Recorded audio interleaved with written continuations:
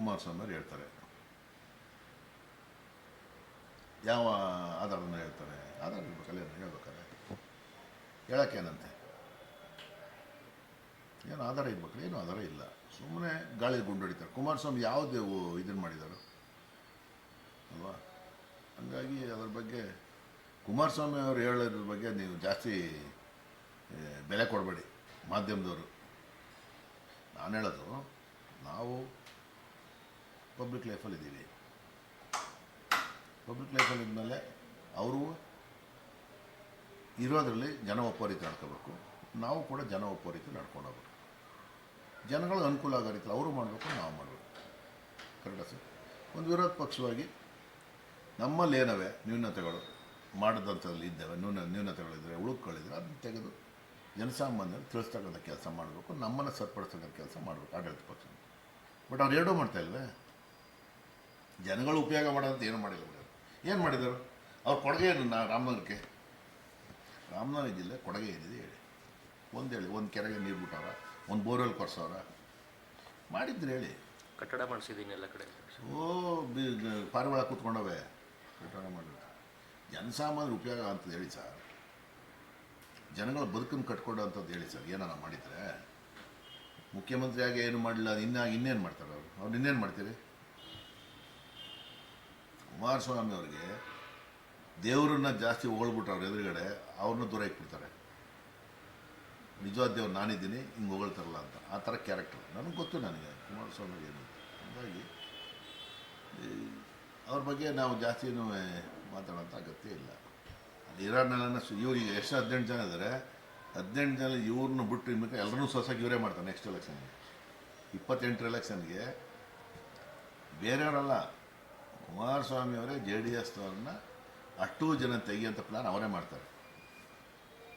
ಹೊಸಬರು ಬರ್ಬೇಕು ಅವ್ರಿಗೆ, ಮತ್ತು ಹೊಸಬರು ಗೆದ್ದಿಸ್ತದೇ ಶುರು ಅವ್ರ ಮೇಲೆ ಎತ್ಕಟ್ಟುವಂಥದ್ದು.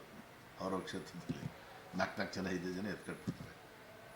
KPCC ಅಧ್ಯಕ್ಷ ಸ್ಥಾನಕ್ಕೆ ಸಾಕಷ್ಟು ಪೈಪೋಟಿ ನಡೀತಾ ಇದೆ. KPCC ಅಧ್ಯಕ್ಷ ಸ್ಥಾನಕ್ಕೆ ಅಸಲು ಈಗ KPCC ಅಧ್ಯಕ್ಷ ಸ್ಥಾನ ತೀರ್ಮಾನ ಮಾಡೋಂಥದ್ದು ನಮ್ಮ ಹೈಕಮಾಂಡ್, ಯಾರು ಕೊಡಬೇಕು ಏನು ಮಾಡಿ.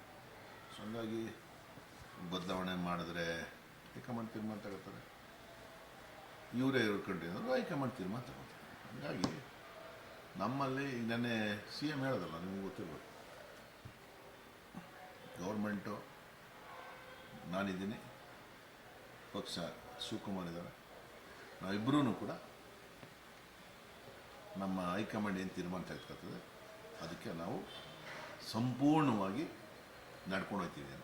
ಅಂದರೆ CM ಸ್ಥಾನ ಬಿಟ್ಕೊಡೋಂಥ ಅವಕಾಶಗಳು ಅದಕ್ಕೆ ಅಂತಲ್ಲ, ಅವ್ರು ಹೇಳಿದ್ದು ಸರ್ಕಾರ ನಡೆಸುವ ಹಂತದಲ್ಲಿ ಏನಾದರೂ ಇದ್ದರೆ ಸರಿಪಡಿಸ್ತಕ್ಕಂತಿರೋದು ಮತ್ತೊಂದೆಲ್ಲವೂ ಕೂಡ ಅವ್ರು ಏನು ಡೈರೆಕ್ಷನ್ ಕೊಡ್ತಾರೆ ಅದರಂತೆ ನಾವು ಮಾಡ್ತೀವಿ. ಪಕ್ಷಾಧ್ಯಕ್ಷ ಶಿವಕುಮಾರ್ ಅದೇ ಥರ ಮಾಡ್ತಾರೆ. ಅದನ್ನು ನಾವು ಇಬ್ಬರೂ ಕೂಡ ಹೈಕಮಾಂಡ್ ಏನು ಹೇಳ್ತದೆ ಅದರಂತೆ ನಡ್ಕೊಂಡು ಹೋಗ್ತೀವಿ ಅಂತ ಏನೇನು ಸಭೆಯಲ್ಲಿ ಹೇಳಿದ್ದಾರೆ. ಹಂಗಿರುವಾಗ ಹೈಕಮಾಂಡ್ ಡಿಸಿಷನ್ ಇಸ್ ಫೈನಲ್, ಏನೇ ತೀರ್ಮಾನಗಳಿದ್ದರು. ಸೊ ಹಾಗಾಗಿ ನಾವು ಬೇರೆ ಬೇರೆ ರೀತಿಯ ಬದಲಾವಣೆ ಇಲ್ಲ ಇವೆಲ್ಲ ಅಂತ ಹೇಳೋಂಥ ಅಗತ್ಯ ಏನಿಲ್ವಲ್ಲ. ನಾವ್ಯಾಕೆ ಸೃಷ್ಟಿ ಮಾಡಬೇಕು? ವೆರಿ ಕಾಮನ್ ಸರ್, ಅವ್ರ ಅಭಿಪ್ರಾಯ ನಮ್ಮ ಅಭಿಪ್ರಾಯ ಬೇರೆ ಬೇರೆ ಥರ ಇರ್ತದೆ. ನಾನು ಹೇಳೋದು ಈಗ ಇವತ್ತಿನ ದಿನದಲ್ಲಿ ನಿನ್ನೆ ಭಾಳ ಸ್ಪಷ್ಟವಾಗಿ ಹೈಕಮಾಂಡರ್ ಹೇಳಿದ್ದಾರೆ, ನೀವು ನಿಮ್ಮ ಕೆಲಸ ಮಾಡಿ, ನಾವು ನಮ್ಮ ಕೆಲಸ ಮಾಡ್ತೀವಿ. ಪಕ್ಷಕ್ಕೆ ಧಕ್ಕೆ ಆಗೋಂಥ ಸ್ಟೇಟ್ಮೆಂಟ್ಗಳನ್ನ ನೀವ್ಯಾರು ಮಾಡಬೇಡಿ. ಮಂತ್ರಿಗಳಿರ್ಬೋದು, ಶಾಸಕರಿರ್ಬೋದು, ನೀವೆಲ್ಲರೂ ಕೂಡ ತಾಯಿ ಪಕ್ಷ, ಮಕ್ಕಳಿದ್ದಂಗೆ, ಮಗು ಇದ್ದಂಗೆ ಸರ್ಕಾರ ಅನ್ನುವಂಥದ್ದು. ನೀವು ತಾಯಿನ ಉಳಿಸ್ಕೊಂಡ್ರೆ ನೀವು ಸರ್ಕಾರ ಉಳಿತದೆ ಅನ್ನೋ ಮಾತನ್ನು ಎಲ್ಲರೂ ಹೇಳಿದ್ದಾರೆ. ಸೊ ಹಂಗಾಗಿ ನಾವು ಸರ್ಕಾರದಲ್ಲಿ ಏನೇ ಬದಲಾವಣೆಗಳಿದ್ರು, ಪಕ್ಷದಲ್ಲಿ ಏನೇ ಬದಲಾವಣೆಗಳಿದ್ದರೂ ಕೂಡ ಸೂಕ್ತ ಸಮಯದಲ್ಲಿ ಸೂಕ್ತ ರೀತಿಯಾದಂಥ ಅವಕಾಶ ಅಥವಾ ಇದನ್ನು ಹೈಕಮಾಂಡ್ ತೀರ್ಮಾನ ತೆಗೆದುಕೊಳ್ತದೆ.